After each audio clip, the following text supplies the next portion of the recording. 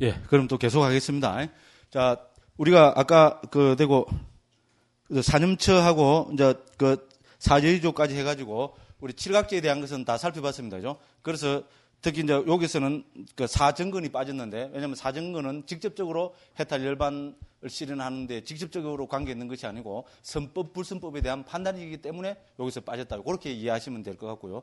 그럼 이제 선법 불선법의 문제는 우리 이 책 보면 301쪽 있죠, 그죠? 301쪽 한번 펴보십시오. 그거 보면은 그죠, 무엇이 선법이고 무엇이 불선법인가 해서 쭉 나름대로 설명을 하고 있습니다, 그죠?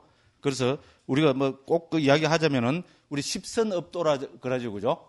10선업도하고 37보리분법은 이제 그 선법이고 10불선법하고 그 상자부에서는 14가지 불선법을 이야기를 합니다, 그죠? 이런 거를 우리는 그 불선법이라고 이야기합니다. 그래서 그 301쪽에 붙어서 그것도 302쪽 이래 보면 그죠? 그 선법, 불선법, 특히 불선법 이런 거를 특히 302쪽에 보면 아비담마에서 말하는 14가지 해로운 만부수법들 이런 거 해서 그죠? 쭉 적어놨습니다. 저는 선법, 불선법을 선을 유익한 법 이렇게 옮기고 있고 불선법은 해로운 법 이제 이렇게 옮기고 있습니다. 그렇죠. 요 부분은 요거는 이제 선법, 불선법 관계되는 것은 그때 있잖아요. 가서 좀 더 자세하게 한번 살펴보겠습니다. 그리고 특히 이 불선법은 우리가 극복해야 될 것이기 때문에죠. 무더기로 이래 모아가지고 그죠? 10가지인가 뭐 이렇게 해서 그죠? 고착가를 해서 이제 쭉 또 이미 최초기 아비담마에서 그 이야기를 하고 있습니다. 예, 그런 거는 그때 가서 또 한번 살펴보도록 하겠습니다. 자, 그 다음에 이제 우리가 해탈 열반을 실현하는 방법 중에 6번째 또 경우에 많이 나타나는 게 뭔가 하면은 심해탈, 해해탈, 양면해탈을 통해서 차이죠, 그죠? 65쪽입니다, 그죠? 자, 그 외에 다른 정형구들 몇 가지를 들 수 있는데 먼저 심해탈, 해해탈, 양면해탈을 들 수 있다 이렇게 했습니다, 그죠? 그래서 이제 여기서 요것도 저 뒤에 가면은 그죠? 특히 우리 412쪽 있잖아요, 그죠? 412쪽에 가면은 우리 요 해탈하는 부분에 있잖아요. 412쪽이 해탈에 관계되는 이야기를 하고 있거든요. 그래서 412쪽에 보면은 해탈에 대해서 양면 해탈, 통찰지의 해탈, 마음의 해탈 이래서 412쪽에서 413쪽까지 잘 나와 있습니다. 지금 되게 궁금하신 분은 그죠? 나중에 우리 그죠? 강의 마치고 요 부분을 한번 읽어보시면은 됩니다. 근데 무조건 제가 간략하게 설명을 드리자면은 여기서 심해탈은 삼매를 통해서 해탈하는 겁니다. 그래서 결론적으로 말씀드려서 심해탈은 이것이 깨달음의 경지는 아닙니다. 무슨 말인지 알겠죠? 그죠? 우리 본 삼매 딱 들면은 어떻게 됩니까? 삼매에 들어있는 순간에는 불선법들이 안 일어나죠. 그렇지 않습니까? 그죠? 삼매에 들어있을 때는 불선법이 일어나지 않습니다. 그러니까 삼매에 들면은 어떻게 됩니까? 우리 나쁜 여러 현상들로부터 벗어나게 됩니다. 그죠? 그래서 해탈이라고 합니다. 그래서 이거를 마음이 있잖아요. 집중되어서 불선법들로부터 벗어나기 때문에 심해탈이라고 합니다. 그 대신에 이 심해탈은 뭡니까? 삼매에 들었다가 다시 삼매에서 나와버리면 어떻게 됩니까? 다시 불선법들이 일어납니다. 무슨 말인지 알겠죠? 그죠? 그래서 이것은 우리가 또 경의 다른 극에서는 일시적 해탈이라고 이야기합니다. 그거 하나 적어 놓으십시오. 심해탈은 일시적 해탈이라고 합니다. 그게 무슨 말입니까? 삼매에 들어있는 그 순간만 일시적으로 해탈하기 때문에 일시적 해탈이라 합니다. 그럼 일시적 해탈이라니까 심해탈의 뜻이 분명히 드러나죠. 그죠? 그래서 이것은 우리 깨달음이나 열반의 실현하고는 관계가 없는 겁니다. 그렇지만은 그죠? 우리가 삼매에 들었을 때는 일시적으로 불선법들로부터 벗어나기 때문에 심해탈이라고 그렇게 이야기합니다. 됐죠? 그 다음 해탈은 통찰지를 통해서 그죠? 무상고 무아를 통찰해서 한 해탈입니다. 그래서 이거는 그죠? 해탈은 진짜 해탈입니다. 그죠? 열반을 실현한 겁니다. 그래서 이제 해탈을 얻는 그죠? 경우로 이제 그죠? 주석서 문헌에서는 5가지 경우를 들고 있습니다. 첫 번째는 뭔가 하면은 삼매의 도움이 전혀 없이 깨닫는 경우. 그렇습니다. 우리 본삼매 있잖아요. 본삼매의 도움이 없이도 깨달을 수 있다고 경에도 그런 식으로 나타나고 특히 주석서 문헌에서는 많이 나타납니다. 본삼매의 체험 없이도 깨달을 수 있다는 겁니다. 이런 우리 경지의 그 삼매를 그래서 우리는 뭐 찰나 삼매 뭐 이런 식으로도 이야기를 합니다. 그런데 어쨌든 삼매 없이 깨닫는 경우 이것이 해탈의 첫 번째입니다. 그럼 두 번째는 초선에 들었다가 나와서 깨닫는 경우. 세 번째는 2선에 들었다가 나와서, 네 번째는 3선에 들었다가 나와서, 다섯 번째는 제4선에 들었다가 나와서 깨닫는 경우. 요 5가지를 해탈이라고 이야기합니다. 됐죠? 우리 본산매에 들어가지고는 깨달을 수 있습니까? 없습니다. 그렇게 이야기합니다. 왜냐하면 본산매는 그 자체가 이제 대상에, 우리 닮은 표상이라는 대상에 확 집중되어 있는 상태거든요.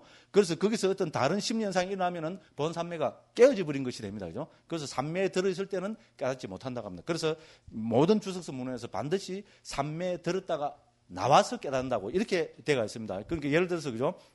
우리가 어떤 사람이 초선에 딱 들어있었잖아요. 초선에 들어있으면은 우리 다음에 이제 산매할 때 나오겠지만 초선을 대표하는 심리적 현상이 5가지입니다.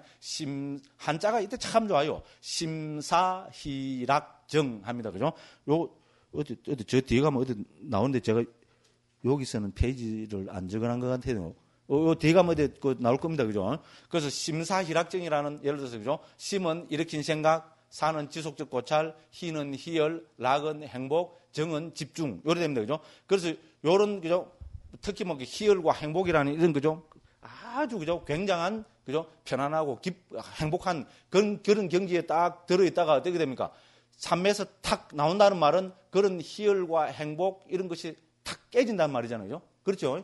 탁 깨진다는 말입니다. 그러면 탁 변해버리잖아요. 그래서 딱 변하는 그거를 보고 어떻게 됩니까? 무상을 절감하겠죠. 그죠? 우리 네 가지 마음 챙기는 공부 주석서에 이런 식으로 나옵니다. 무상을 절감하겠죠. 그죠? 그래서 그 사람은 무상을 체득해서, 그죠? 여모, 욕, 해탈, 구경, 해탈지를 얻어서 이제 깨닫는다고. 예를 들어서 이런 식으로 되어 있습니다. 무슨 말인지 알겠죠? 그죠? 그래서 본산매의 도움이 없이도 깨달을 수 있고, 초선, 2선, 3선, 4선의 도움을 통해서도 깨달을 수 있다. 이렇게 됩니다. 그래서 5가지 경우를 들고 있습니다. 됐죠? 해탈은 5가지 경우입니다. 다음에 우리 심해탈, 다음에 해탈이란 무엇인가 할 때 있잖아요. 그래서 400 몇 쪽에 할 때 그때 또 정확하게 한번 더 살펴보겠습니다. 그래서 그거를 우리는 해탈이라고 합니다. 양면 해탈이라는 말은 말 그대로, 그죠? 양면으로 해탈했다는 말입니다. 양면이 뭡니까? 2가지 측면에서 해탈했다 이 말입니다. 그죠? 우리가 일반적으로 2가지 하면 불교에서 뭡니까? 정신, 물질 이래 하잖아요. 그죠? 됐죠? 그래서 물질의 입장에서도 해탈했고, 물질을 바탕으로 해서도 해탈했고, 정신을 바탕으로 해서도 해탈했기 때문에 양면 해탈이라 한다. 이렇게 됩니다. 그죠? 그럼 이거는 물질로부터 해탈하는 경우는 뭡니까? 우리가 물질로부터 벗어날 수 있는 경우는 물질이 없는 경우잖아요. 그죠? 물질이 없는 경우를, 물질이 없는 경지, 물질이 없는 곳을 불교에서 뭐라 그럽니까? 방금 누가 그랬는데, 무색계죠. 그죠? 무색계라 그랬죠? 네, 무색계잖아요. 그죠? 그 무색계는 물질이 없는 경지잖아요. 그죠? 그러면은 어떻게 됩니까? 자, 양면해탈이라는 것은 물질이 없는 무색계를 체험한 경우, 무색계를 체험했다는 말은 뭡니까? 우리 수영의 경지에서 보면은 무색계 산매를 체험했다는 말입니다. 맞죠? 그러면 공무변처, 산매, 그러니까 공무변처, 식무변처, 무소유처, 비상비비상처라는 이 4가지 무색계 경지를 체험한 경우가 첫 번째 조건입니다. 됐죠? 2번째로 이제 정신으로부터 해탈했다는 건 뭡니까? 이거는 말 그대로 도와 과를 정득해야 됩니다. 그죠? 그러니까 예류, 일례, 불안, 아란이라는 도를 정득하면은 이거는 정신적인 오염원으로부터 해탈한 거잖아요. 그죠? 됐죠? 이제 그래서 그렇게 합니다. 그래서 양면 해탈이라는 것은, 그죠? 첫째는 뭡니까? 무색계 산매를 반드시 체험해야 됩니다. 됐죠? 2번째는 이제 깨달아야 됩니다. 말 그대로, 그죠? 또 도와 과를 정득해야 됩니다. 그렇게 해서 무색 산매를 체험함으로 해서 물질로부터 해탈하고, 그죠? 도와 과를 정득함으로 해서 정신적인 오염으로부터 해탈했다. 그래서 양면 해탈이라 한다. 이랍니다. 그래서 우리 경지로 보면 양면 해탈의 경지가 최고 높다고 이야기할 수 있겠죠, 그죠? 그래서 물질로부터 해탈한 그거로서 5개를 들고 있습니다. 공무변처, 식무변처, 무소유처, 비상비비상처하고, 그 다음에 상수멸, 혹은 북방에서 멸진정이라 그러죠. 그죠? 상수멸정 혹은 멸진정이라는 요 5개 중에 하나를 체험하고, 그 다음에, 그죠? 또 도와 과를 정득한 경우. 이 2가지는, 그죠? 물질과 정신으로부터 둘 다로부터 해탈했기 때문에 양면 해탈이라 합니다. 됐죠? 그러면 우리가 여기서 보면 뭡니까? 해탈하고 양면 해탈은 어떻게 됩니까? 해탈은 무색기 체험이 없는 해탈을 해탈이라고 합니다. 됐죠? 그러니까 아까 말씀드렸다시피, 그죠? 본산매가 없거나 초선, 2선, 3선, 4선. 요까지는 우리가 색계산매잖아요. 그죠? 그러니까 요까지를 체험하고 깨달은 사람을 우리는 해탈자라 그러고, 그죠? 그 무색계 삼매도 체험하고 깨달은 사람을 우리는 양면 해탈자라 합니다. 됐죠, 그죠? 이제 분명히 드러나죠. 그래서 심해탈, 해해탈, 양면 해탈로 초경에서 또 많은 곳에서 이렇게 나타나고 있습니다. 또 요것도 저 뒤에 가서 또 한번 살펴보도록 하겠습니다. 그래서 요 보면 그 경의 인용되는 거 보겠습니다. 그 밑에서부터 5째 줄입니다. 그죠? 65쪽에 보면은 나는 원하는 만큼 모든 번뇌가 다하여 아무 번뇌가 없는 마음의 해탈과 통찰리를 통한 해탈을 바로 지금 여기에서 스스로 최상의 지혜로 실현하고 구족하여 머문다. 됐죠? 심해탈은 삼매를 통해서, 그죠? 우리 그 마음이, 그죠? 불선법으로부터 벗어난 것이고, 이제 해탈은 말 그대로 깨달음을 실현한 것입니다. 그죠? 그렇게 나오고, 그리고 이와 관련해서 양면 해탈도 언급해야 하는데, 요약하면 양면으로 해탈한 자는, 아까 말씀드린 겁니다. 요 그대로 나옵니다. 줄 거 갖고 딱 한번 그걸 기억해 놓으십시오. 양면으로 해탈한 자는 무색계 삼매, 즉, 공무변치부터 비상비비상까지와 더불어 아라한과를 증득한 자를 뜻하고, 통찰지로 해탈한 자는 무색계 삼매 없이 아라한과를 증득한 자를 말한다. 됐죠? 그죠? 그래서 여기서 무색계 삼매 해갖고 공무분처부터 비상비상까지 아까도 말씀드렸다시피 좀 뒤에 자세히 나옵니다. 거기에 보면은 그 상수멸을 통해서 해탈한 경우도 여기에 그 양면 해탈에 포함이 되고 있습니다. 그래서 이제 결론적으로 이야기하면은 우리 뭡니까? 그 해탈과 양면 해탈의 차이는 무색계 삼매를 처음 했느냐 안 했느냐 요 차이입니다. 그죠? 무색계 삼매를 체험하지 못하고 해탈했으면은 해탈이고, 무색계 삼매도 체험하고 해탈을 했으면은 그거는 양면 해탈이라고 그렇게 이야기합니다. 이렇게 이해하시면 되겠습니다. 예.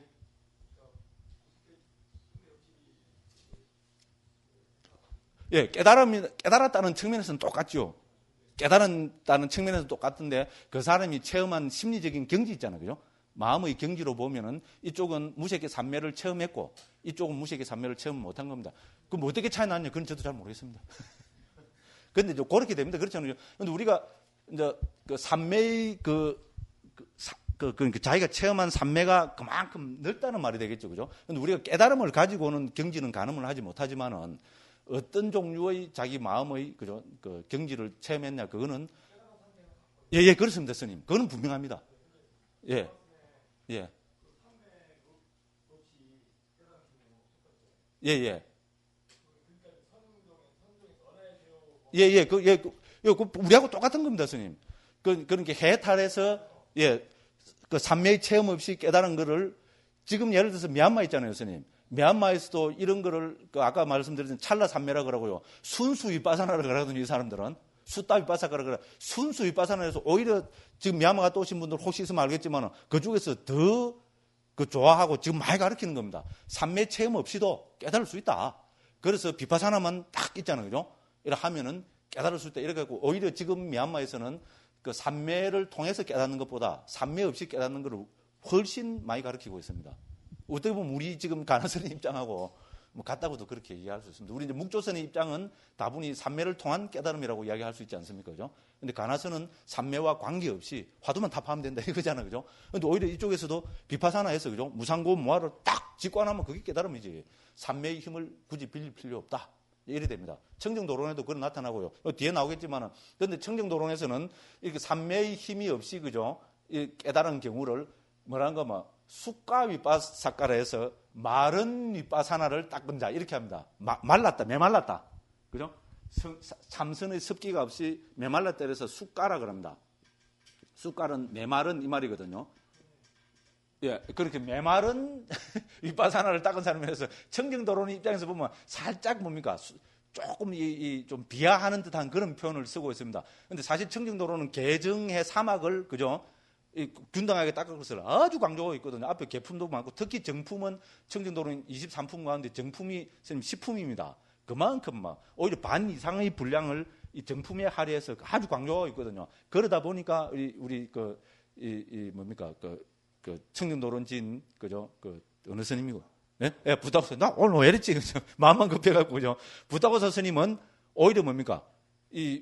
그죠? 삼매 없이 깨달은 것을 메마른 위빠사나라고 이렇게 이야기합니다. 이렇게 이야기하니까 다른 주석서들이나 또 이제 그 후대 있잖아요. 특히 미얀마 같은 데는 메말랐다. 웃기지 마라. 그래서 숫가를 살짝 바꿔갖고요. 숫다라 그럽니다. 숫다 위빠사. 그 숫다는 순수하다. 이 말이거든요. 순수하다. 깨끗하다. 이 말입니다. 그래서 삼매의 도움 없이 정말로 순수하게 100% 위파사나만 해가지고 깨달은 거. 그래서 순수 위파사나라고 이래합니다. 그래서 오히려 요새는 이걸 훨씬 더 존중하거든요. 그래서 꼭 이 입장이 우리 그 대스님께서 있잖아요. 그죠? 그거를 그죠? 비판하고 가나선을 주창하시던 묵조선을 비판하고 가나선을 주창하시던 그 입장하고 지금 미얀마에서 이거를 순수 위파사나로 부르면서 강조하고 있는 입장이 좀 비슷한 거 아닌가 싶습니다. 예.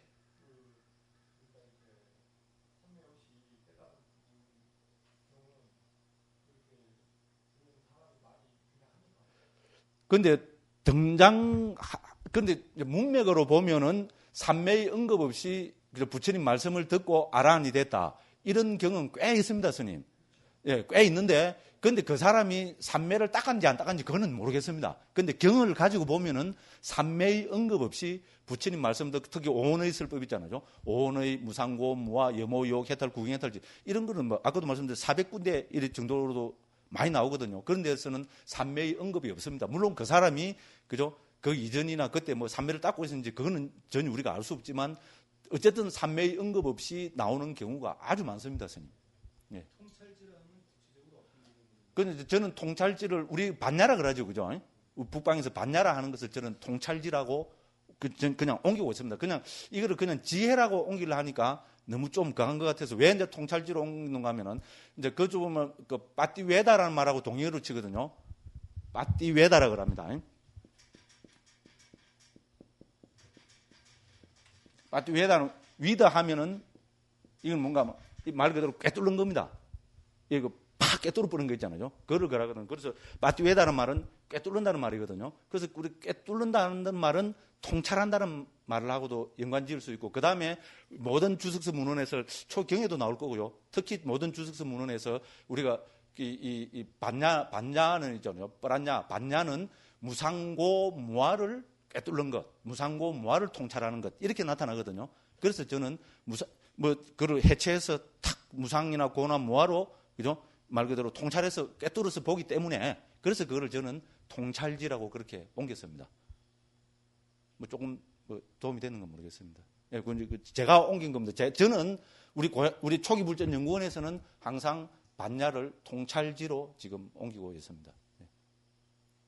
책에 옮기셨는데요. 그 서한장 선생님 질문하신 게 예. 해탈하고 양면해탈하고 차이가 이 책에 나오는 바로는 413페이지 나오는데 이제 누진통을 다 받쳤는데 예.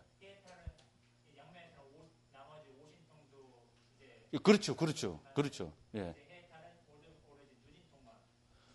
예. 그런데 해탈도 제4선까지 정득하고 해탈을 얻으면 또 그 닦는 데에 따라서 또 이제 그 육신통을 다 갖출 수는 있죠. 그런데 어쨌든 아까도 말씀드렸다시피 그죠? 마음의 영역 있잖아요. 마음에서 자기가 그죠? 성취할 수 있는 그거로 보면은 양면 해탈이 훨씬 넓지요. 깨달음의 경지는 똑같지만은 그죠? 그렇잖아요. 무색의 삼매를 체험했다는 것은 무색의 삼매를 체험하지 못한 사람하고 비교해 볼 때는 그 마음의 뭐 영역이랄까, 그죠? 그런 게 훨씬 더 넓고 풍부할 거 아닙니까, 그죠? 뭐 그렇게 이해하시면 되겠습니다. 예? 예, 그렇습니다. 깨달은 경지로서는 전혀 다른 게 없습니다. 그 이제 부수적인 게 있잖아요. 그런 것에서 이제 이런 차이가 난다는 거죠. 방금 또 스님도 좋은 그 이야기를 하셨어요. 예.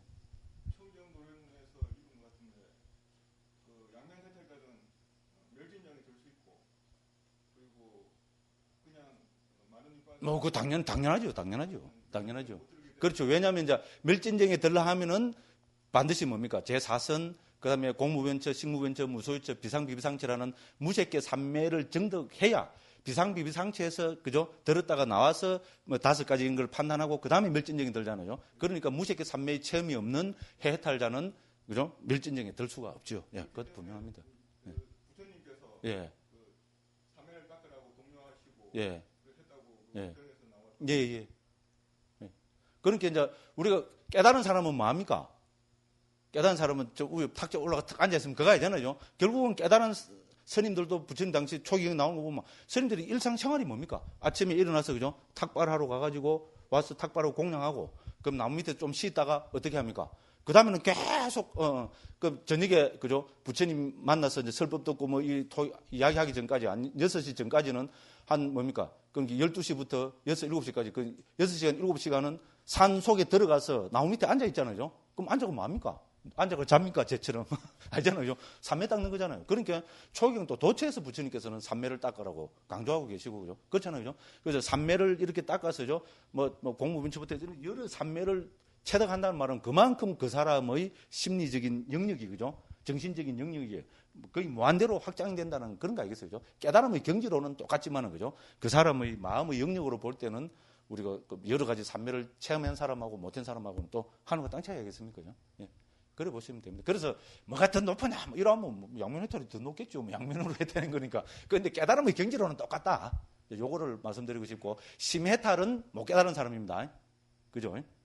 왜냐면 산매만 정득한 사람이니까, 그죠? 그래서 심해탈자는 제외하고, 이제 해탈하고 양면 해탈을 갖고 보면 이런 차이가 있다. 해탈은 제4성까지만 정득하고 깨달은 사람이고, 그죠? 이제 양면 해탈은 이제 무색계 산매하고 멸진전까지 다 정득하고 또 깨달은 사람이고, 이런 차이가 있다. 뭐 이렇게.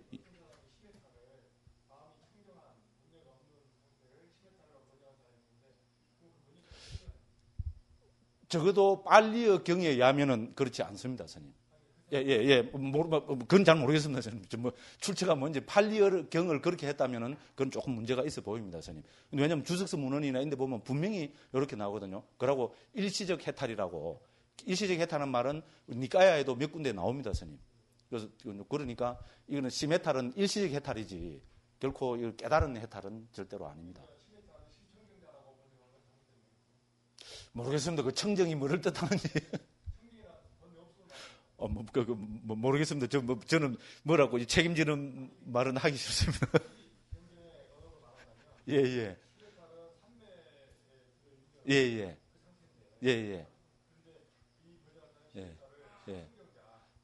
청정이 만일에 번뇌가 다 소멸한 경지를 이야기한다면 그건 잘못된 겁니다. 예. 아이고, 조심해야죠. 아닙니다, 스님. 저도 자꾸 이제 이 나이란 게 자꾸 드니까, 아이고, 또 안티크 앞에서 자꾸 내려나고.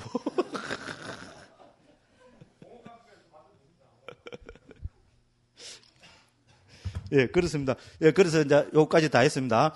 또 그 다음에 이제 우리가 뭐 이건 당연한 이야기지만 마지막으로 7번째로 66쪽입니다.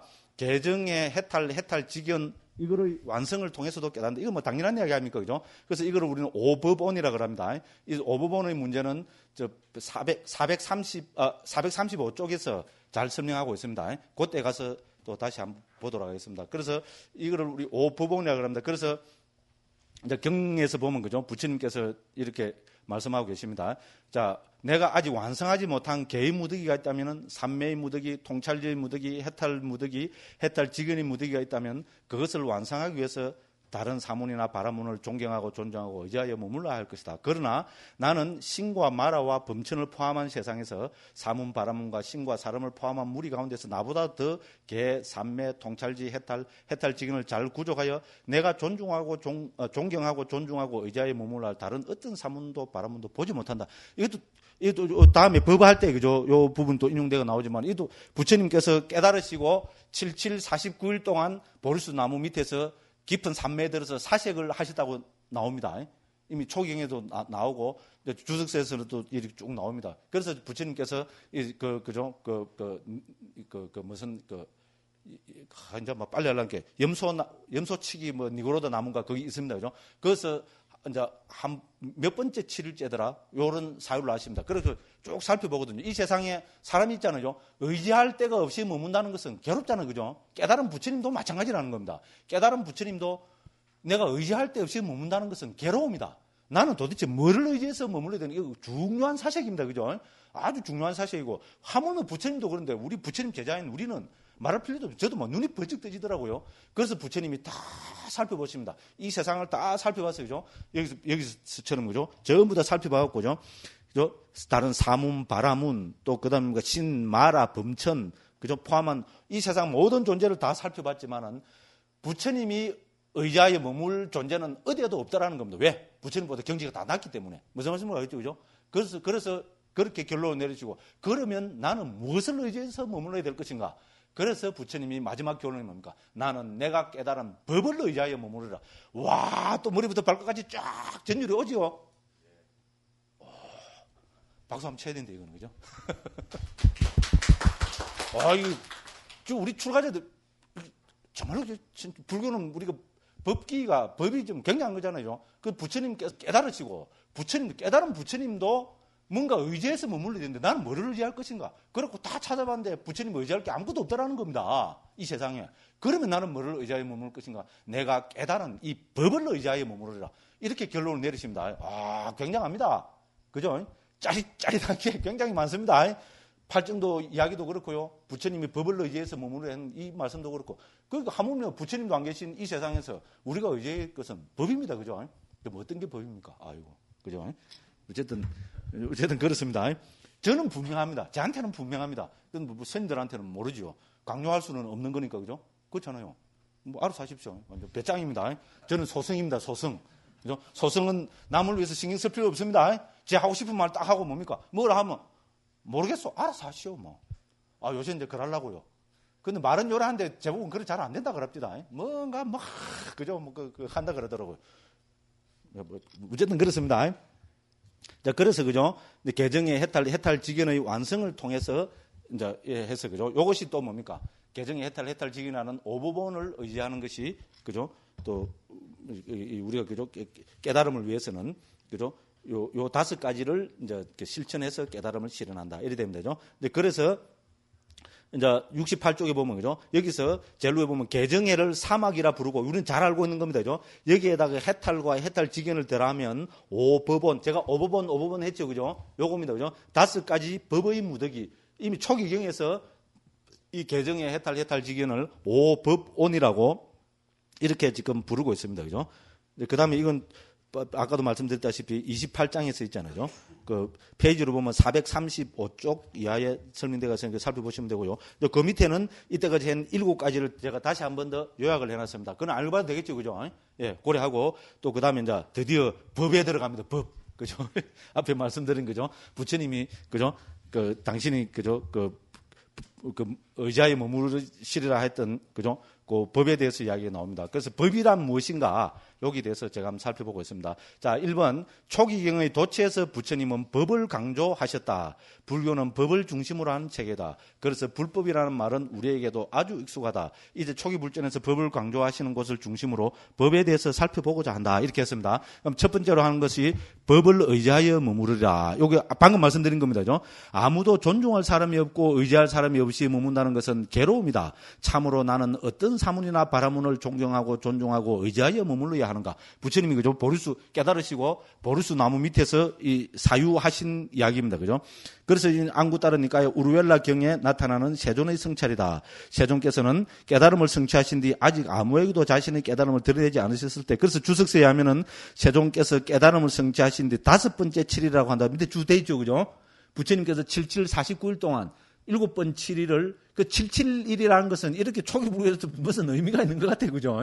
부처님이 77 49일 동안 이 법피 선열을 누리시면서 여러 가지 사유를 하셨다고 나오거든요. 그 중에서 5번째 7일에 이 사유를 하셨다는 겁니다. 그죠? 그래서 과연 나는 누구를 의지할 것인가를 두고 진지하게 사유하셨다. 앞에 우리 다 살펴봤습니다. 그죠? 이제 그래서 그죠?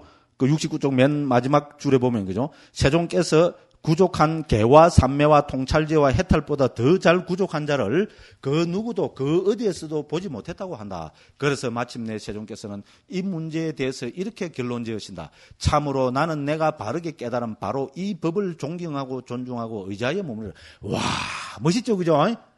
저는 막 이건 보고 또 보고 또 보고 해도 좋습니다. 영예가 좋겠어요? 이런 말이 더 좋겠어요? 영예는 아무것도 아닙니다. 우리 사민의 선생님들은 장동건이 좋습니까? 이런 부처님 말씀이 좋습니까? 법이 좋습니까? 장동건이 좋습니까? 한마디 해보십시오. 그 말이 그냥 진심이기를 바랍니다.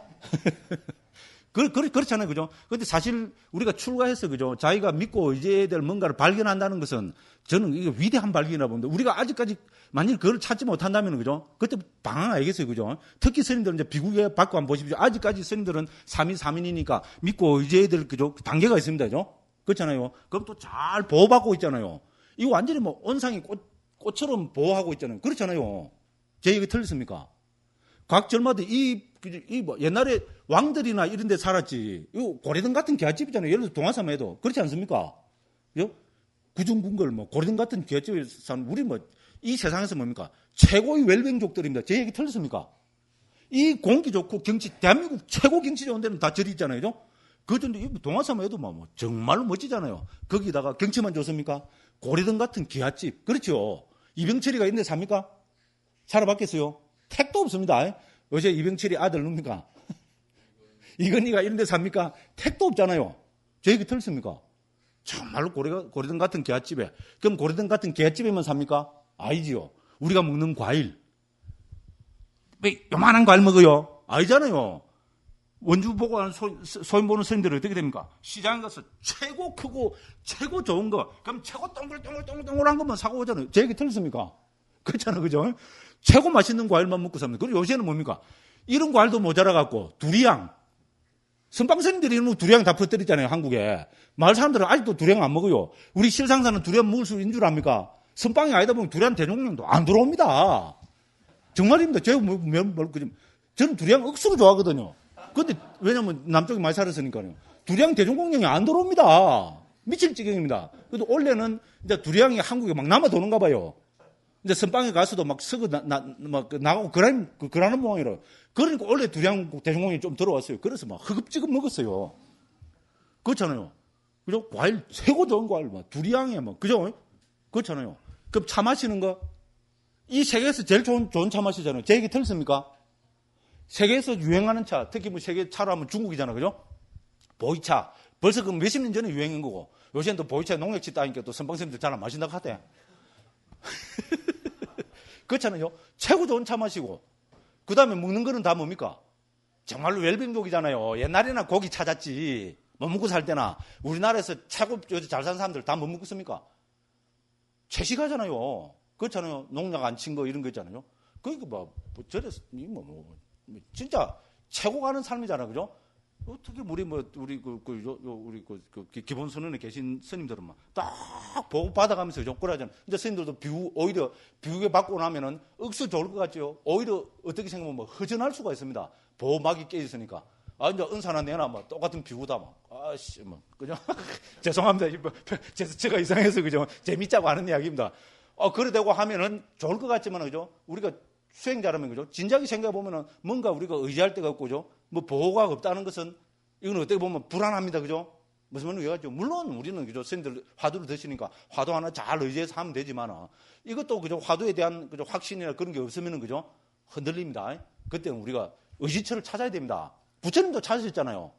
제 이야기는 그겁니다. 깨달은 부처님도 의지처가 없이 산다는 것은 이거는, 그죠? 뭐 하다, 거시기 하다. 그러니까 나는 뭐를 의지해야 될 것인가? 이렇게 사율로 해보셨다 했잖아요. 그래서 부처님도 내가 깨달은 법을 의지하리라 이랬잖아. 그러면 하물며 우리 부처님 제자들은 어떻게 됩니까? 법에 의지해야 됩니다.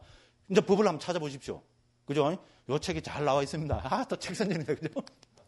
그죠? 그래서 제가 이 주제를, 그죠? 법 이래서 초기 불교의 핵심 이래갖고 제가 한 챕터에 넣어놓은 겁니다. 제가 넣은 건 제 나름대로 다 이유가 있습니다. 이것도 제가 수자 출신이기 때문에 가능한 것일지도 모릅니다. 저는 감히 그렇게 생각해 봅니다. 왜냐면 선방 스님들이 계시니까 제가, 그죠? 딱 스님들을 그거 해갖고, 딱 그냥 뻐기려고 이런 이야기 합니다. 어쨌든, 그렇습니다. 이거 또 시간 다 됐겠네. 그죠? 이제 그렇습니다. 그죠? 그리고 이제 두 번째 또 그게 뭡니까? 부처님께서는 또 법의 바퀴를 굴렸다고 했잖아요. 우리 전법륜이라고 합니다. 단마, 짝가, 빠따나라고 하고, 아까도 말씀드렸다시피, 그죠? 우리 부처님의 최초의 설법을 우리 초전법륜경이라고 그러죠. 그죠? 최초의 설법이면 최초의 설법 이래 해버리지. 왜 다른 이름을 붙입니까? 이름을 뭐라 붙였습니까? 법륜, 전법륜이라고 붙였습니다. 그죠? 물론 앞에 초자는 들어갔지만, 그죠? 초전법륜. 법의 바퀴를 굴렸다고 이야기를 하고 있습니다. 그죠? 그럼 여기서도 강조되는 게 뭡니까? 법이 강조되고 있죠. 제가 이야기는 이 이야기입니다. 제가 관심 맞추는 지금 법에 초점을 두고 있는 겁니다. 부처님도 깨달으시고 법을 의지하리라고 결론을 내리셨고, 그래서 부처님이 최초로 설법하신 것도 우리는 법의 바퀴를 굴린 거라고 이야기하고 있다는 겁니다. 됐죠? 그죠? 깨달음의 바퀴를 굴렸다. 이래 할 수도 있잖아요. 예를 들어서, 그죠? 열반의 바퀴를 굴렸다. 이렇게도 할 수 있잖아요. 그죠? 그런데도 불구하고, 우리는 뭡니까? 그죠? 후대인들은 이거를 전법륜, 법의 바퀴를 굴린 것으로 그렇게 설명하고 있다는 겁니다. 그죠? 그래서 이제 그게 됩니다. 그리고 법을 의지하여 머물리라는 이런 부처님의 태도는 부처님이 전법과 교화를 하신 45년 그거 찾으시죠, 그죠? 그 우리 법의 바퀴를 굴리리라 거기서 두 번째 문단입니다. 찾으시죠, 그죠? 그리고 법을 의지하여 머물리라 이런 부처님의 태도는 부처님이 전법과 교화를 하신 45년간 내내 법을 의지처로 삼고 그죠? 법을 섬으로 삼아라. 이거 우리입니까? 법귀, 법등명 이렇게 하잖아요, 그죠? 됐죠? 그죠? 자등명, 법등명, 자귀, 법귀 이래 한다 그랬잖아요, 그죠? 그래서 부처님께서는 또 뭡니까? 우리가 어디에 의지해야 된다 했습니까? 자귀, 법귀, 자등명, 법등명 해야 된다 했습니다. 그죠? 자기 자신에 의지하고 법에 의지하라고 이렇게 이야기했습니다. 그렇게 법이 강조됩니다. 그러면 또 이런 사람은 자신에 의지하는데 바로 부처님 아ত্만을 의지해야 했다고 자를 의지 그거 아닙니다. 바로 그 밑에 문장이에요. 그럼 어떤 것이 자신을 의지하는 거냐? 이렇게 해서 어떤 것이 자신을 의지하는 거라고 나왔겠어요? 궁금만 합니까? 궁금하죠? 궁금한 거 투성이어야 됩니다. 그래서 어떤 것이 자신을 의지하느냐? 의지하는 것이냐? 부처님께서는 신수신법, 아까 나오는 사념처 있잖아요. 사념처를 의지하는 것이 자신을 의지하는 거라고 그렇게 경에 딱 부처님이 빼도 박도 못하게 말씀을 딱 하셔버렸습니다. 됐죠? 우리 대반열반경에 보면 그거 나옵니다. 됐죠? 그죠? 우리는 신수신법으로 정리되는 그죠? 네 가지 마음 챙기는 공부에 의지하는 것이 그죠? 자신에 의지하는 것이고 또 그것이 또 물론 법에 의지하는 것도 되고 그죠? 그렇게 말씀하고 계십니다. 됐죠? 됐죠? 그래서 부처님께서는 또 45년 설법 내내 뭡니까? 그죠? 법에 의지해야 된다는 또 이런 말씀을 계속 또 하고 계십니다. 그 다음에 또 이제 뭡니까? 맨 마지막에 그죠? 부처님이 이제 열반하실 때 우리 맨 마지막 말씀이 뭡니까? 5가지 유운이 있었잖아요. 그죠? 그 5가지 유운의 첫 번째가 뭔가 하면은 바로 그 밑에입니다. 우리는 또한 세종께서 반열반하시기 직전에 남기신 첫 번째 유운도 찾았죠. 그죠? 예? 바로 법과 율이 그대들의 스승이 될 것이라는 것을 잘 알고 있다. 그렇죠? 부처님의 남긴 5가지 유운 가운데 첫 번째 유운이 뭡니까? 첫 번째는 제일 중요한 겁니다. 법과 율이 그대들의 스승이 될 것이라. 이렇게 딱 했습니다. 그래서 또 법을 강조하고 계십니다. 그죠? 그 다음에 아난다 존자도 세종께서 반열반하신 지 얼마 뒤에 곧바까 목갈라나 바라문과 나눈 대화에서 비구들은 법을 의지처로 한다고 바라문에게 분명하게 밝히고 있다. 됐죠? 이것도 경에 나오는 이야기입니다. 그죠? 그 다음에 또 우리가 또 널리 잘 알려진 것이 뭡니까? 법을 보는 자는 나를 본다. 됐죠? 이것도 잘 알려진 거죠. 그죠? 왁갈리 비구에게 하신 말씀입니다. 왁갈리 비구가 신심제일입니다. 그래서 마지막 병에 걸리겠어. 그죠? 이제 죽게 되었습니다. 그래 되니까 이제 부처님을 한번 뵙고 죽고 싶다고 이래 하니까 옆에 시봉하던 그죠? 그 스님들이 이제 부처님한테 말씀을 전하니까 부처님이 왁갈리 존자를 찾아오습니다. 찾아오니까 멀리서 부처님이 오시니까 누워 있으면 안 되잖아요. 그죠? 그래서 그 아픈 몸을 이끌고 일하려고 하니까 부처님께서 못 일나게 하면서 이렇게 말씀하신 겁니다. 자, 왁갈리여 그만하여라. 그대가 이 썩어 문드러질 이 몸을 봐서 무엇을 하겠는가? 왁갈리여 법을 보는 자는 나를 보고 나를 보는 자는 법을 본다. 왁갈리여 법을 볼 때 나를 보고 나를 볼 때 법을 보기 때문이다. 이렇게 이제 그 말씀하시고요. 그 다음에 또 뭐 오온의 무상고 무와 법으로 해체하면 그죠? 무상고 무와 그 다음에 염호유혹 해탈 구경 해탈지 이것도 다 법에 관계되는 이야기잖아요. 그 다음에 또 잘 알려진 게 곧바까 목갈라는 경에서 또 이제 아난다 존자가 한 말입니다. 바라문이여 그분 세종께서는 일어나지 않은 도를 일으키신 분이고 생기지 않은 도를 생기게 하신 분이고 쓰러지지 않은 도를 설하신 분이고 도를 아시는 분이고 도를 발견하신 분이고 도에 정통하신 분이기 때문입니다. 지금의 제자들은 그 도를 따라가면서 머물고 나중에 그것을 구족하게 될 것입니다. 이랬습니다. 그죠? 물론 여기서는 도라고 나오지만은 이 도가 결국은 법을 통해서 실현하는 그죠? 그 어떤 하나의 방법론이잖아요. 이제 그렇게 보면 된다는 겁니다. 그 다음에 바로 앞에서도 봤지만은 부처님의 마지막 유운이 법과 율이 그대들의 스승이 될 것이라는 이것이 부처님의 마지막 유운입니다. 그죠? 이제 그래서 이제 부처님께서 이렇게 말씀하십니다. 자, 안한다여. 요거는 우리가 마지막 하는 거니까 같이 한번 읽읍시다. 요 경 부분만 있잖아요. 안한다여 요 부분만 한 4줄 정도 같이 한번 읽어보도록 하겠습니다. 안한다여 아마 그대들에게 스승의 가르침은 이제 끝나버렸다. 이제 스승은 계시지 않는다라는 이런 생각이 들지도 모른다. 안 한다여 그러나 그렇게 생각해서는 안 된다. 안 한다여 내가 가고 난 후에는 내가 그대들에게 가르치고 천명한 법과 율이 그대들의 스승이 될 것이다. 와, 오늘 왜 이렇게 짜릿짜릿, 이건 짜릿짜릿 하면 안 되는데, 그죠? 슬픈 이야기인데, 그죠? 어쨌든 참 멋진 이야기잖아요, 그죠? 그래서 법과 율이 우리의 스승이 될 것이라고 부처님이 유언을 하셨습니다. 자, 이처럼 세종께서는 깨달음을 성취하신 직후에도 스스로 깨달은 법을 의지해서 머물리라고 하셨고, 이 종합적인 정리입니다. 45년간 제자들에게도 설법하실 때에도 법을 강조하셨으며 이제 사바세계에서 자치를 감추시는 반열반의 마지막 자리에서도 법이 그대들의 스승이 될 것이라 유언하셨다. 그러므로 세종께서 반열반하고 계시지 않는 지금에 사는 우리가 뼈가 시리고 가슴이 사무치게 존중하면서 배우고 공부하고 이해하고 실천해야 할 것은 바로 이 법이 아니고 무엇이겠는가 이렇게 했습니다. 그래서 부처님께서는 법과 율이 그대들의 스승이 될 것이라고 하셨습니다. 그래서 결집에 참석한 500명의 아라한들은 일단 법의 바구니와 율의 바구니라는 두 개의 바구니를 먼저 설정했습니다. 그래서 부처님의 유언이 뭡니까? 법과 율이 그대들의 스승이 될 것이라 했으니까 부처님이 돌아가시고 나서 제자들이 제일 처음 해야 될 일이 뭡니까? 이 법과 율을 결집하는 거죠. 그죠? 그렇죠? 그렇기 때문에 부처님이 돌아가시고 나서 바로 시작한 작업이 뭡니까? 바로 결집이잖아요. 그죠? 그래서 부처님이 돌아가시고 정확하게 2달 뒤에, 그죠? 이제 500 아라한들을 모아가지고, 우리 왕사성 칠렵굴 아시죠? 그죠?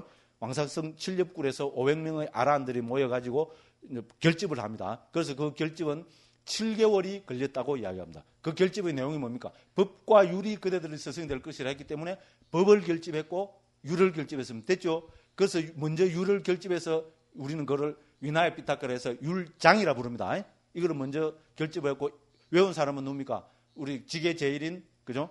그 우빨리 존자, 우바리 존자 있잖아요. 그러니까 암송을 해서 율장을 먼저 결집했고 그 다음에 아난다 존자가 암송을 해서 경장을 결집했습니다. 됐죠? 그래서 1차 결집에서는 2장만이 결집됐습니다.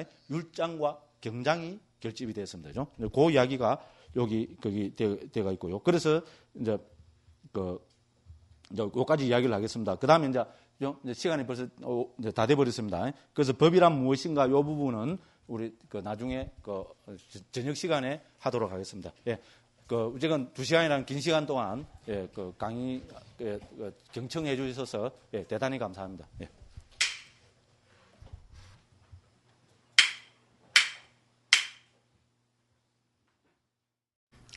자, 이제 됐죠, 그죠? 자, 그러면은, 자, 우리가, 아침에, 이제, 햄 부분, 그죠? 우리가 이제, 이 법에 대해서, 그죠? 이제 법이란 무엇인가, 초기불교의 핵심에서 법에 대해서 우리가 살펴봤습니다. 그래서 부처님은, 그죠? 초기경 도처에서 법을 강조하셨다. 그죠? 특히, 우리 제일 처음에 읽은 부처님께서, 그죠? 깨달으시고, 나무 밑에 있잖아요. 거기서 앉으셔가지고, 그죠? 그게, 그죠? 참, 진짜 이게, 그죠? 너무나 아름다운 극입니다. 그죠? 그래서 부처님께서, 그죠? 참으로 내가 바르게 깨달은 바로 이 법을 존경하고 존중하고 의자에 머무르리라. 이래서, 그죠? 부처님께서는, 그죠?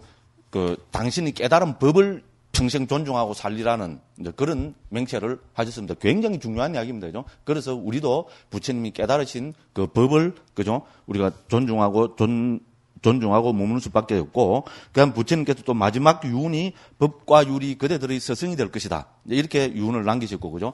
그래서 법과 율이 그대들의 스승이 될 것이라는 이 마지막 유언을, 그죠?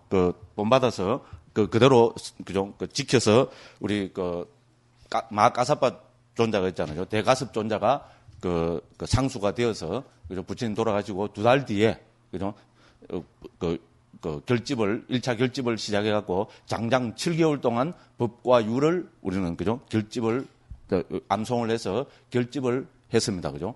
그래서 이런 거는 다 벌써 뭔가 하면은 부처님이 법과 율이 그대들의 스승이 될 것이라는 그런, 유훈 때문에 그런 겁니다. 그죠?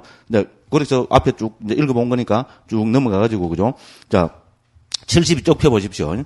그러면 이제 우리가 지금 여기서 알아봐야 될 것이 뭡니까? 그러면 어떤 것이 법인가? 우리 법 하는데 법이 도대체 무엇인가? 그죠? 역사적으로 이 법을 어떻게 정이 내려왔는가? 이게 아주 중요합니다. 그죠? 네, 그래서 거기에 대해서 쭉 적어놨습니다. 자, 72쪽입니다. 법은 인도의 모든 사상과 종교에서 아주 중요하게 쓰이는 수로이며 또한 방대한 인도의 제문헌들에 가장 많이 나타나는 수로 중에 하나라는 것은 너무나 잘 알려져 있다. 그죠? 그래서 불교 문헌에서도 그죠? 담마. 그래서 이 법을 원어로 보면 담마고 산스크리트로 하면 다르마거든요. 빨리로는 담마고 산스크리트로는 다르마입니다. 그죠? 그래서 가장 많이 나타나는 수로 중에 하나입니다. 그렇습니다. 우리 빨리로 예를 들어서 니까야 있잖아요. 뭐 대승불교도 또 마찬가지지만 특히 니까에 보면은 담마라는 말이 흔히 섞여 나옵니다. 그래서 미국의 어떤 학자가 그죠? 박사 연구 논문으로 초기경에 나타나는 그죠? 그 빨리 3장에 나타나는 담마에 대해서 연구를 했답니다. 그러니까 그 담마의 뜻이 53가지인가 57가지 각각 다른 뜻이 있더라는 겁니다. 굉장하죠, 그죠? 초기경에만 53가지 혹은 57가지의 다른 뜻으로 쓰이고 있더라는 겁니다. 굉장합니다, 그죠?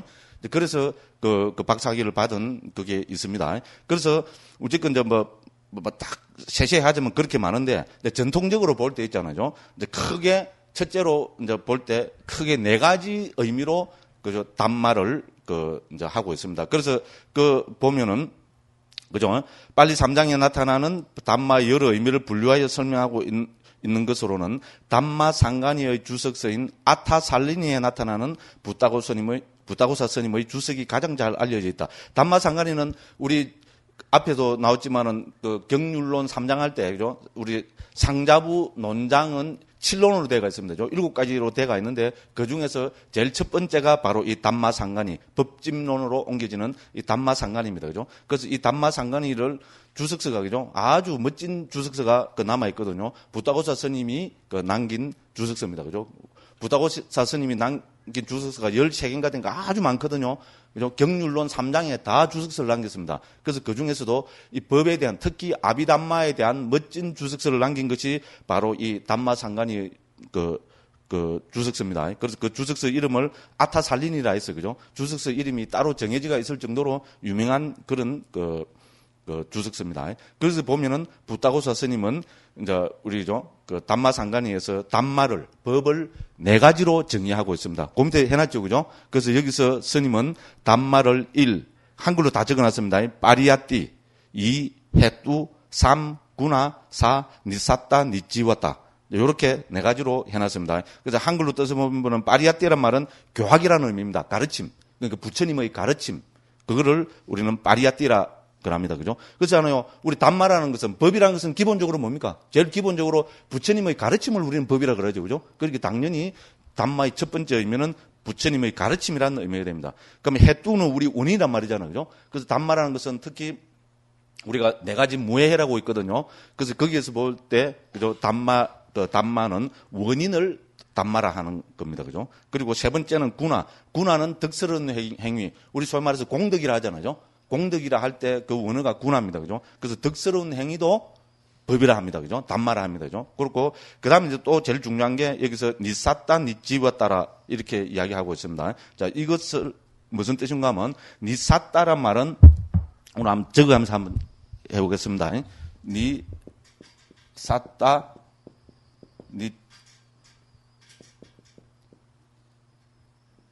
니찌와따. 그죠? 이제 이렇게 됩니다.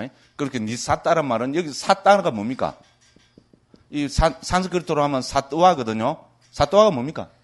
우리 중생. 그죠? 중생 혹은 유정. 그잖아요. 그죠? 그래서 니스가 붙으면은 이 니스는 부정적 도입니다. 그죠? 아닌 것. 그러니까 중생이 아닌 것. 됐죠? 그 말입니다. 그러면 니 지위다 하면은 우리가 지와 하면 뭡니까? 이거 바로 수명, 생명. 그 다음에 소위 말해서 영혼 이런 걸 이야기합니다. 우리 예를 들어서 금강경에서 그죠? 아상, 인상, 중생상, 수자상 하죠. 그죠? 아인, 중생, 수자죠. 그래서 아인, 중생에 해당되는 게 그래서 사또화입니다. 그죠? 여기 한번 더 들어가야 되는 것 같네요. 그죠? 사또화고 거기서 보면은 아인, 중생, 수자 있잖아요. 수자에 해당되는 것이 지화입니다.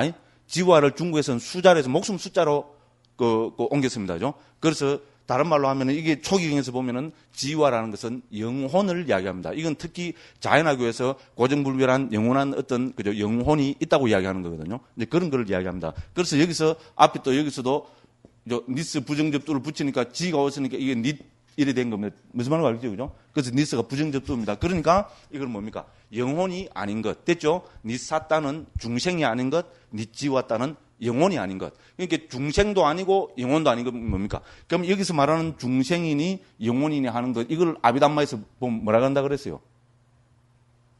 아비담마는 뭐로 해체하는 거라 그랬어요? 개념을, 그죠? 예. 개념을 법으로 해체해서 보기라 그랬잖아요. 그죠?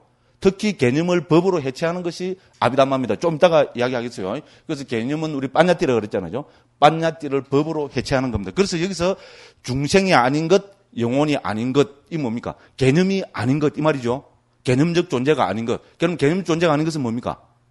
그게 담마지요. 무슨 소리 해가지고 지금 담마에 대한 정의를 하고 있잖아요. 그죠? 담마에 대한 정의를 하고 있는데 네 번째 정의는 뭡니까?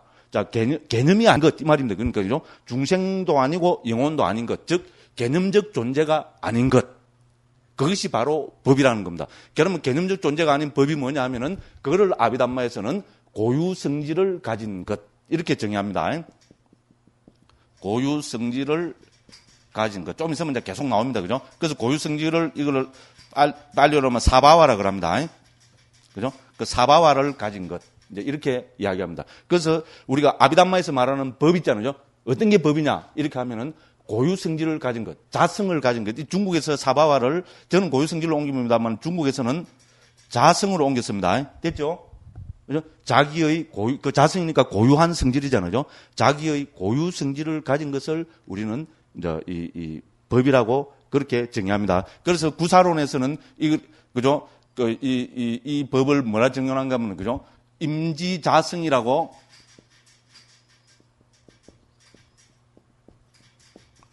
이렇게 정의합니다. 법은 임지자성이다. 이게 뭡니까? 자성을 가진 것이다. 됐죠? 임지 혹은 능지. 능이, 그죠?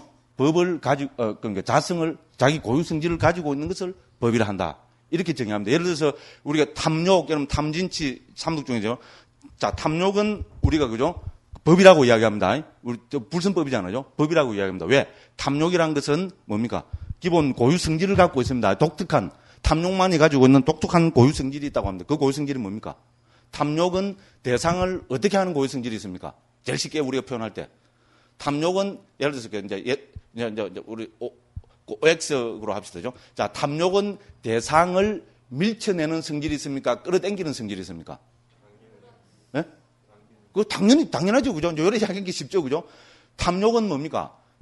대상을 끌어당기는 고유 성질이 있습니다. 그죠? 그렇잖아요. 그 탐욕이 뭐 식욕이든 성욕이든, 그죠?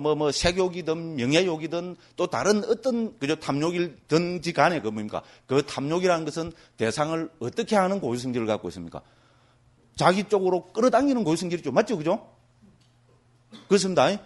어떤 그죠? 탐욕이라는 것은 대상을 끌어당기는 자기만의 고유 성질을 갖고 있습니다. 예를 들어서죠. 그래서 우리는 탐욕은 고유 성질을 가진 법이라고 이야기합니다. 개념이 아니고. 됐죠? 그럼 이와 반대되는 거는 뭐가 있습니까? 성냄이 있죠. 우리 탐진치 할 때 진 있잖아요. 성냄은 대상을 어떻게 하는 성질이 있습니까? 그렇죠. 밀쳐내는 성질이 있죠. 그죠? 그러니까 우리가 탐욕과 성냄은 정반대되는 고유 성질이라고 이야기하잖아요. 그렇죠. 그죠?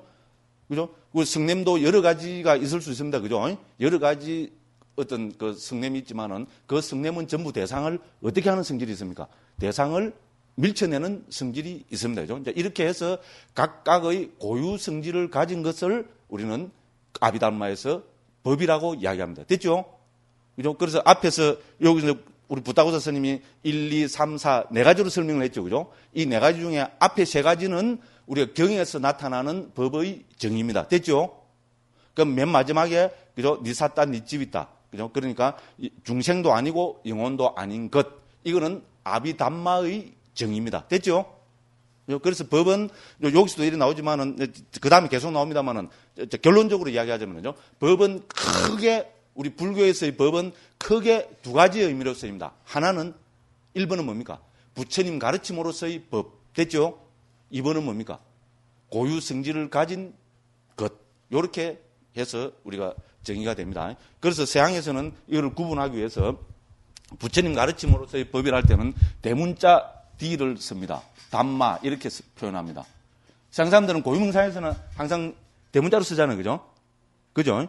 그래서 우리 부처님 가르침이라는 것은 하는 고유명사잖아요. 그죠? 그래서 이렇게 쓰고 일반 그죠? 고유 성질을 가진 법이랄 때 이거는 우리가 일반적인 그기잖아요. 그죠? 그래서 소문자 단마로 해서 그 사람들은 예를 들어서 구분하고 있습니다. 그래서 크게 부처님 가르침은 요렇게 크게 법은 이제 이렇게 네 가지로 네 가지로 일반적으로 그죠? 설명을 하고 있는데 나누면은 두 가지 의미가 된다는 겁니다. 자, 그래서 이제 아타살린이 나오는 그 설명을 한번 봅시다. 73쪽. 요렇게 제가 설명드린 거를 듣고, 그죠? 그걸 보면은, 이제 73쪽 제일 위에 보면 아타살린이는 계속해서 아타살린은 경, 응송, 상시한 설명 등등해서 이런 것을 우리는 구분교라 그러잖아요. 그죠? 그죠? 그래서 경, 응송, 그죠? 별기, 개송 해서 이걸 우리는 구분교라 그럽니다. 그죠? 그죠? 어로서 표현되는 9가지 구성 요소를 가진 서성의 교법이 교학으로서의 법이라고 설명하고 있다. 됐죠? 그게 부처님 가르침이라 이 말이잖아요. 그죠? 부처님 가르침을 우리는 첫 번째 법이라 그러고 원인으로서의 법은 네 가지 모해의 두 번째인 법이고 그다음에 세 번째는 비법은 지옥으로 인도하고 법은 천상을 얻게 한다. 요거에서는 이제 구나 득스러운 행위를 예로 들고 있고 그다음에 이제 어쨌든 이건 다 부처님 가르침과 연관이 있는 겁니다. 그럼 그 4번 한번 봅시다. 그리고 그때의 법들이 있다라는 담마 상관의 구절과 법에서 법을 관찰하며 머문다는 가르침에 나타나는 법을 개념이 아닌 것의 예로 들고 있다. 됐죠? 그죠? 이 네 번째는 아비담마에서 고유 성질을 가진 것으로 정의하는 법을 뜻한다. 이렇게 했습니다. 그죠? 이제 그렇게 했고. 그다음 또 이제 같은 부타고사 스님이 맞지만 니까야 주석서에서는 법을 10가지로 또 설명해내고 있습니다. 그래서 담마상관에서는 4가지로 구분을 했는데 맞지니까 주석서에서는 10가지로 또 그 설명을 하고 있습니다. 그리고 이제 일체법으로서 법은 아래 6에 해당하는 고유 성질을 말하며 그 뜻은 자신의 특징을 가지기 때문에 한다. 그래서 여기서도 뭡니까? 크게 두 가지로 나누면은 부처님 가르침과 고유 성질을 가진 법으로서 이렇게 크게 두 가지로 구분된다. 이렇게 거기 되고 있습니다. 그래서 쭉 그 다음 페이지 설명은 이 10가지에 대한 그 주석서 설명을 쭉 인용해 놨습니다. 막 그냥 너무 복잡하니까 안 보겠다, 보기 싫다 이러면 안 봐도 됩니다. 그리고 방금 말씀드렸다시피 그 75쪽 제일 위에서 나와 있다시피죠. 이 법은 크게 두 가지 의미로 구분됩니다. 그래서 법에 대한 이러한 설명은 다시 크게 둘로 나누어 볼 수 있는데 이는 뭡니까? 부처님 가르침으로서의 법과 물심의 현상으로서의 법 혹은 존재를 구성하는 기본 단위, 즉 고유성질, 자성이다. 됐죠? 무슨 말인지 알죠? 그죠? 첫째는 부처님 가르침, 두 번째는 뭡니까? 존재를 구성하는 기본 단위, 즉 고유성질을 가진 것. 이제 이렇게 구분이 된다는 겁니다. 자, 이를 구분하기 위해서 요즘 서양학자들은 전자를 대문자 단마로 후자를 소문자 단마로 표기한다. 이렇게 했습니다. 됐죠? 그죠? 그래서 우리가 법이라면은 일단 크게 두 가지로 부처님 가르침으로서의 법, 그 다음에 그죠? 고유 성질을 가진 법, 이제 이렇게 크게 두 가지로 구분해서 이해하면 된다는 겁니다. 그 다음에 이제 부처님 가르침으로서의 법이라면 어떻게 됩니까? 또 이제 한 이야기 또 나오죠, 그죠? 부처님 가르침으로서의 법은 어떻게 구분이 됩니까? 첫째는 교학으로서의 법, 두 번째는 뭡니까? 수행으로서의 법, 됐죠? 교학으로서의 법은 뭡니까? 온처개근 재연, 됐죠? 수행으로서의 법은 37 보리분법. 이렇게 해서 교학으로서의 법 해서, 그죠? 그거 제가 또 다시 다 써놨습니다. 오는 오온이고, 그래서 옆에 쭉 적어놨고, 그죠? 처는 12처고, 그래서 쭉 적어놨고, 그죠? 그 다음에 개는 18개고, 그래서 쭉 적어놨습니다.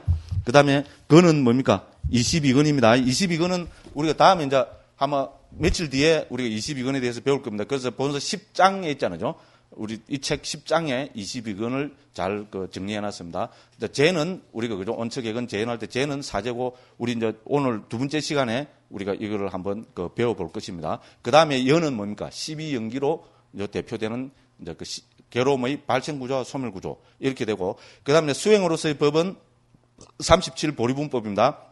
우리 이 책의 제3편에서 자세히 37 보리분법의 7가지 주제를 자세히 설명하고 있습니다. 그래서 사념처, 사정근, 사여의족, 오근, 오력, 칠각지, 팔정도 이렇게 해서 모두 37 보리분법이 됩니다. 자, 이것이 우리가 교학으로서의 법입니다. 됐죠? 부처님 가르침으로서의 법입니다. 그 다음에 이제 두 번째는 뭡니까? 고유 성질을 가진 법입니다. 그죠? 자, 불교에서는 초기 불전에서부터 존재 일반을 어떤 기준으로 일목요연하게 재구성하여 설명하였다. 위에서 살펴보았듯이 그 기준을 불교에서는 법이라 한다. 그죠? 그래서 불교학의 토대가 되는 아비달마에서는 이러한 법을 자신의 고유 성질을 가진 것이라고 정의한다. 이제 이렇게 하고 있습니다. 자, 그래서 우리가 이제 이 법을 불교는 뭡니까? 부처님께서 마지막 유언이 뭐였습니까? 법과 율이 그대들의 스승이 될 것이다. 이렇게 우리가 말씀을 하셨잖아요. 그러니까 스님들의 관심은 자연적으로 뭐겠습니까? 부처님 돌아가시고 난, 그죠? 이 부처님이 안 계신 세상에서는 우리 출가자, 특히 부처님 제자 출가자들의 관심은 법과 율이 될 수